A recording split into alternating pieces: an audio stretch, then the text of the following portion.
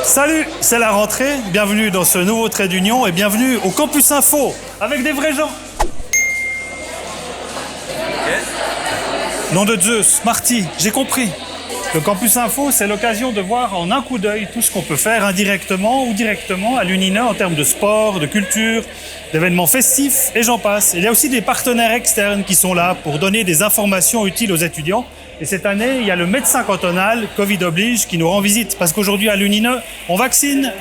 Claude-François Robert, bienvenue à l'UNINE. C'est quoi le message que vous venez faire passer aux étudiants aujourd'hui ? Qu'il faut se faire vacciner parce que c'est le levier le plus important actuellement pour freiner cette épidémie de Covid. C'est quoi le principe en fait ? C'est un peu, si vous ne venez pas au vaccin, c'est le vaccin qui vient à vous ? Exactement, c'est jouer sur l'accessibilité, la proximité pour ceux qui y pensent peut-être pas trop en disant bah tiens voilà ça passe devant moi et puis j'en profite pour me faire vacciner. Qu'est-ce que vous dites ? Qu'est-ce que vous répondez aux personnes qui ne souhaitent pas se faire vacciner ? Disons de bien réfléchir quand même à la question. On sait qu'il y a un impact sur la santé. Plus on est jeune, je dirais, moins l'impact est important. Mais on voit quand même maintenant une baisse de l'âge moyen des gens qui sont hospitalisés. On a eu des gens relativement jeunes aussi aux soins intensifs qui n'étaient pas vaccinés. Si on a une vulnérabilité, de l'obésité, une hypertension artérielle, il y a un gros avantage à se faire vacciner. Et puis après, il y a tous les inconvénients liés à la limitation de nos libertés si on n'a pas le vaccin, qui peuvent naturellement avoir des effets dans la vie de tous les jours. La période où on fait des études dans la vie, c'est une période de liberté. Or là, c'est compliqué. On doit vivre avec un certificat, on doit vivre avec un masque, on doit vivre avec des tests. Combien de temps ça va durer encore tout cela ? Je pense qu'on va devoir vivre avec ce virus encore plusieurs années. Ce qu'on voit, c'est qu'on arrive quand même beaucoup à en atténuer les effets maintenant avec la vaccination et puis avec les mesures qu'on prend. Et j'espère que de plus en plus, on va rentrer dans une phase où les gens ont compris, c'est pas juste M. Berset, top-down, qui dit il faut faire ci, il faut pas faire ça, mais qu'on comprenne un petit peu les règles du jeu pour fonctionner avec ce virus et s'en protéger. C'est la première fois que vous êtes en ces murs ? Et non, c'est une vieille histoire. J'ai fait ma première année de médecine à Neuchâtel et j'ai encore une charge d'enseignement actuellement. Donc, je connais bien ces locaux. Je travaille beaucoup avec l'Institut du droit de la santé en particulier.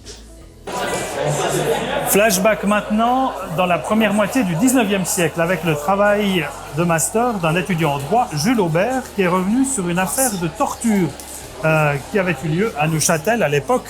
C'est un faux monnayeur qui a subi ces actes de torture légaux. Hors détail piquant, la torture était une pratique abolie au royaume de Prusse qui administrait encore Neuchâtel à l'époque, d'où un incident diplomatique qui allait laisser des traces. Les explications de Jules Aubert. Ce fait divers il va avoir une importance prépondérante parce que c'est la prise de conscience par Berlin de la caducité des principes criminels utilisés à Neuchâtel. Le roi de Prusse, dans la foulée, va vouloir réformer complètement le système, mais va trouver l'opposition des magistrats neuchâtelois et n'aura le loisir dans les 35 années qui vont suivre que de faire quelques menus réformettes. Tout le reste sera concrétisé par la République en 1848. Qui dit rentrée, dit nouveauté. À partir de cette semaine, vous pouvez découvrir sur la chaîne YouTube de l'université deux nouvelles rubriques. D'un côté, Passion Prof et de l'autre, Zoom étudiant. Passion Prof, vous l'aurez compris, c'est l'occasion de découvrir ce qui anime, ce qui passionne nos enseignants au-delà de leurs cours habituels. Vous découvrirez par exemple que Daniel Kraus, le prof en droit de l'innovation, en pince pour les bonnets de nuit.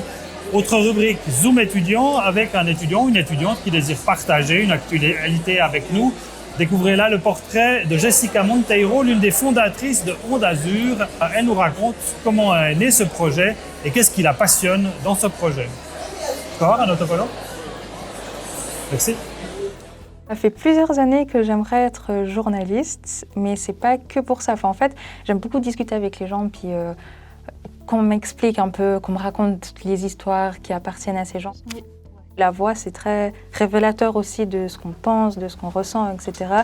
Du coup, je trouvais le format audio vraiment hyper intéressant et puis je me suis dit pourquoi pas me lancer dans l'aventure. Du côté des publications, on partage avec vous ce mois-ci les combats de carnaval et réformation de Tiffaine Guillabert-Madinier, doctorante de l'Université de Neuchâtel. Elle s'intéresse dans ce livre au carnaval du temps de la Réformation, d'abord accepté puis renié par la Réforme. C'est aux éditions Alphil. Et on termine ce trait d'union en vous rappelant les 2 événements incontournables à venir, à savoir le Dies Academicus le 6 novembre prochain et la journée d'information pour les lycéens, ce sera le 10 novembre prochain. Allez, salut!